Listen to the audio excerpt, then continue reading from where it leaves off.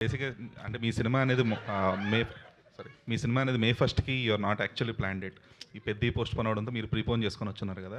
So, product అనేది ఎంతవరకు రెడీగా ఉండింది? ఆల్రెడీ అంటే మేము 1, 8, 15 మూడిటికి ప్రిపేర్ అయ్యి వర్క్ చేస్తూ ఉన్నాం అనమాట. So okay.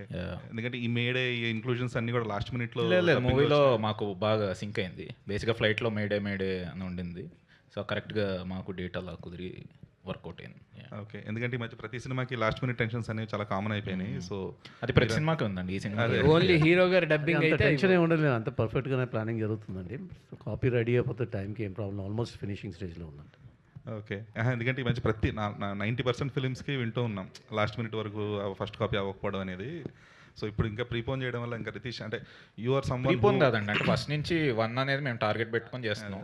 1 లేదా 18, 15 అంటే మీరు లాస్ట్ మినిట్ వరకు కూడా బెటర్‌మెంట్ కోసం ఎక్కడో అక్కడ ఎడిటింగ్‌లోనో లేదా ఏదో లేదండి. అలా బెటర్‌మెంట్ చేస్తారు. లాస్ట్ మినిట్ వరకు చేయను, ముందే ఫిక్స్